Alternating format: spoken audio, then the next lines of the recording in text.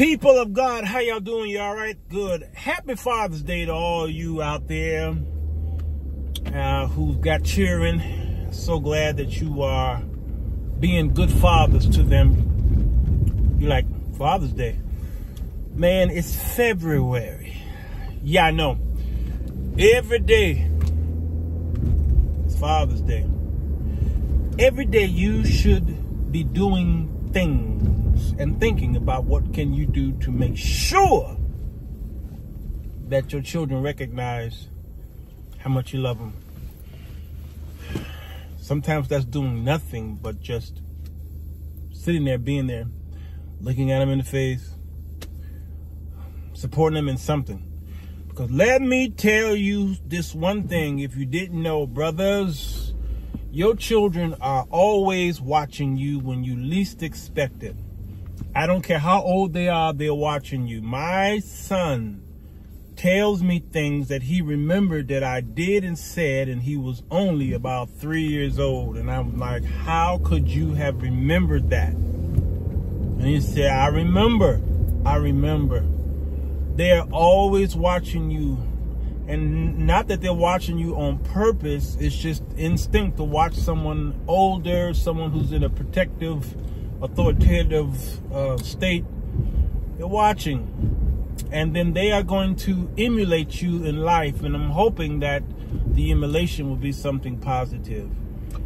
Because come on, how many cats we know that's sitting in prisons and jails and on the street corners and strung out, or they're gangbangers or something based off of either the father being there or not being there. And he might have been in the house, but he wasn't there in the kid's life. How many do you know?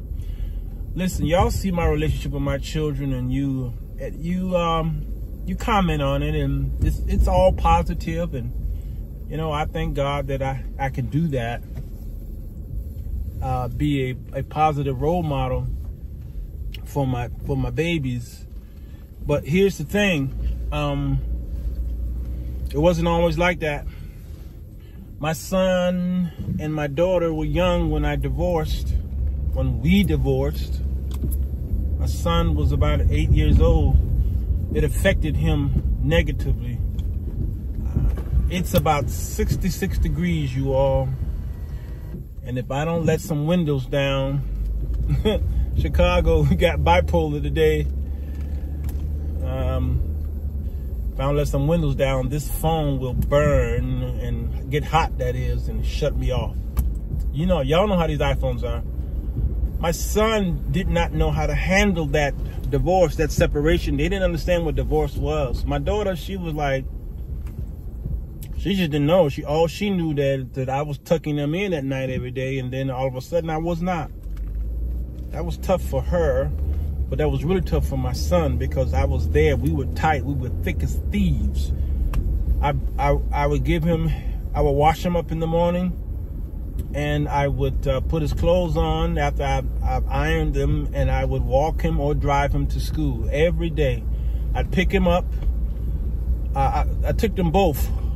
Rebecca was in daycare, and Walter was in whatever the thing is, kindergarten, whatever it was, okay? So I would have to take them to school at 2 different times of the day and pick them up at 2 different times of the day. And I would pick them up, and then I would cook. And then I would take them to the park, take them for a walk. Or if I didn't feel like cooking, I would take them to a joint. That was our bonding time. And y'all like, where was Mama? Mama was working. Mom got up early in the morning. She worked for the bank. And she didn't come home until late. So I was there. They're picketing out here, you all. They're picketing. What is it? We what? We what? Raise our sons, not guns. I wish I could show y'all. There's a rally out here. Raise our... They want me to honk my horn to raise our sons and not our guns. I didn't know that they were doing this. Let me raise down the window so y'all can hear them. Let down the window. I love it. Raise our sons. I love it. I got one problem though. Let me get out of this noisy intersection. I'm blowing my horn, man. I'm blowing my horn.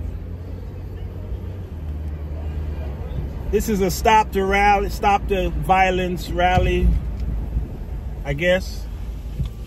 I'm so glad they're doing this. I'm in Roseland, or Pullman and Roseland community. I'm glad they're doing that. One problem is that rally is a small rally, and they typically would have those kind of sayings on our radio stations, which are very urban. WGCI, V103, and all these stations that we have here. They would do the stop the violence, stop the gun rallies and things like that on the station, and then they would do a public service announcement like that. And you know what they would do after that? They would play a song that is degrading our women and chasing after money, drugs, and violence. So it's like they're fighting against, and I'm trying not to be too judgmental, but I'm glad they're out there doing that. But I'm wondering how many of them are going up to the school and seeing about their children's grades. How many of them go to the recitals? How many of them walk the kids, how many of them take them to the park and to the movies and have one-on-one quality time? How many of them are doing that? So thank God for the rallies and awareness, and maybe it pricks some man's heart, to do something because they saw the rally there. But man, we got to do just a little bit more. So my son was affected by my not being there every day. And then to make matters worse, I moved to South Dakota, 900 miles away. So I couldn't see him. I came back home years later, but the damage had already been done. The both of us were waiting by the phone to see who's going to call. He moved to Atlanta. We're both waiting by the phone to see who's going to call. After a couple of years of that not happening, that has an effect on both the father and the son.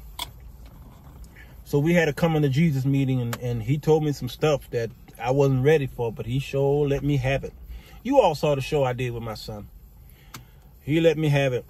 And I told him never again would I be an absent father. I was there when I needed to be there. Unfortunately, I was only there when I needed to be there. Y'all understand what I'm saying? That divorce affected all of us negatively. All of us. Me, my ex, my daughter, and my son. It affected us deeply. Divorces can kill.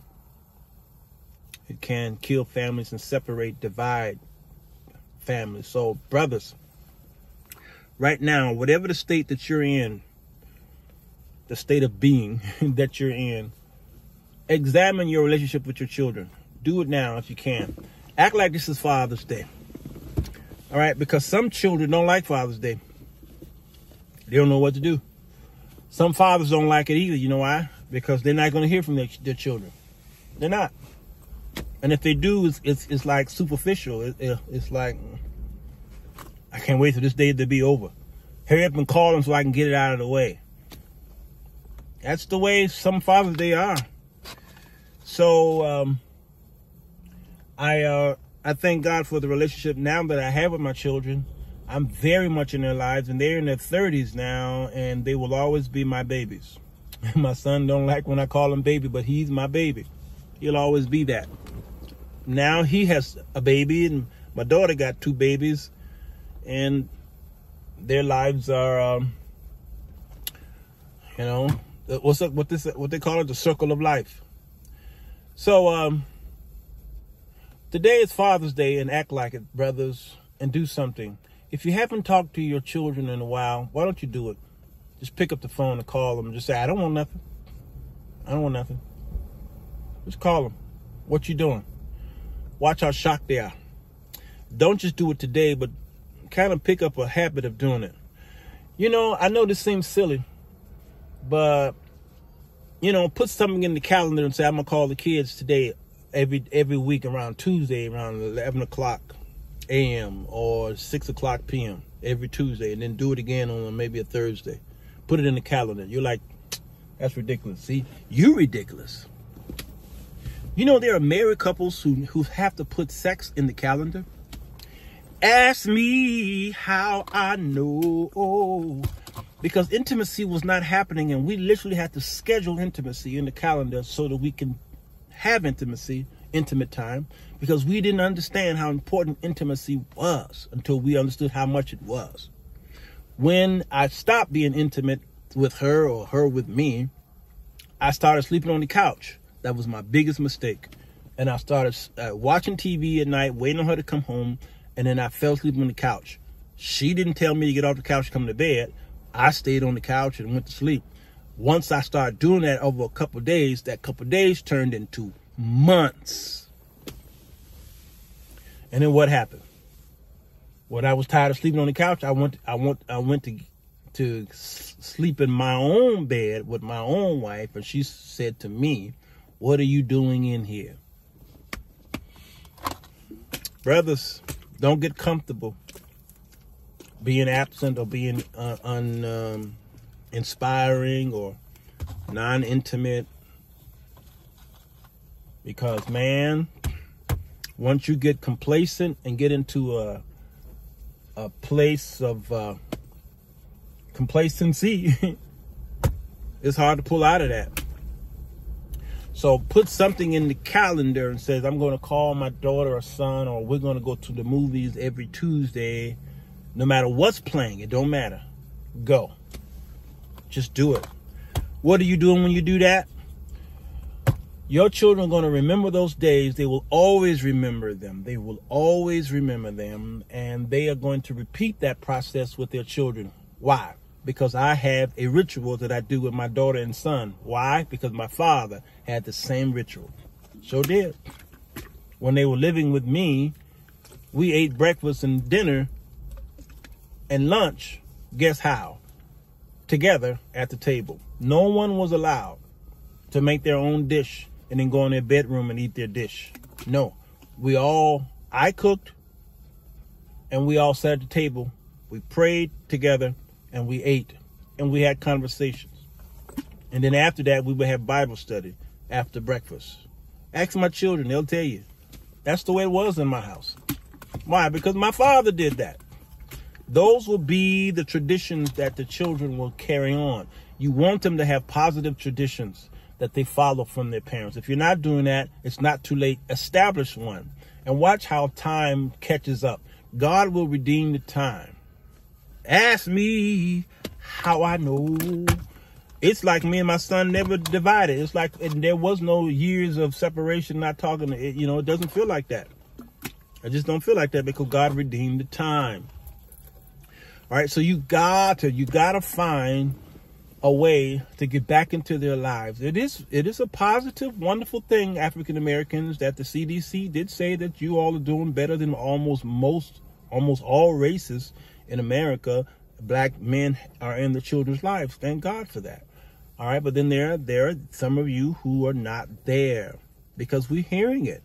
How many women that I have talked to who are part of my community who are often say to me, man, I love your relationship with your daughter because I didn't have it, or my father was in the house but he wasn't there, or my father divorced my mom and then he just went away, or my father, all kind of stuff I be hearing all the time, which means there's a lot of you who don't have that relationship.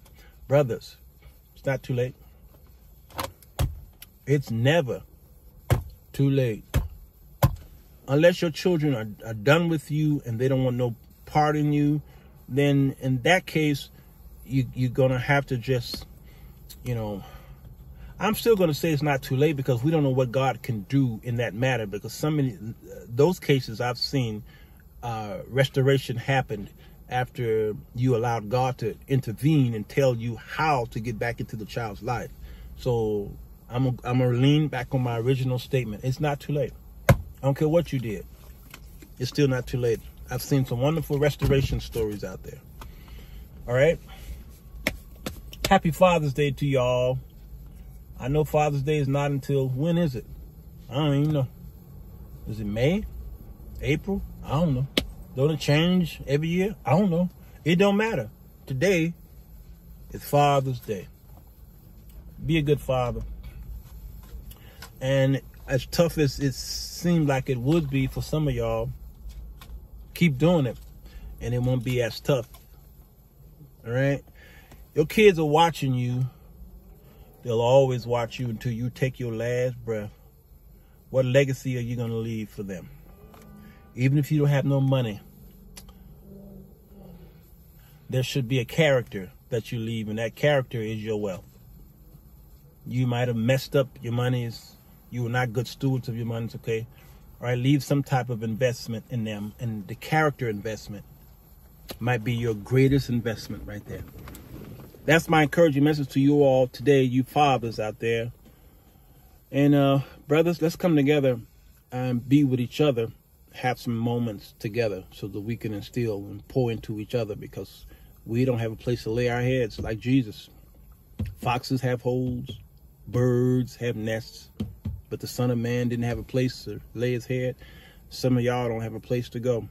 Brothers at church don't talk to you. They might be married and then they're gone home with their spouses, or the other men are too young, and you're there by yourself. You know, on your job you don't really have anybody, and it's like, who do you have to lean on? And feminism is on the rise, so the men are taking on this Kevin Samuel spirit and the red pill and all these things, and they just don't have nowhere to go.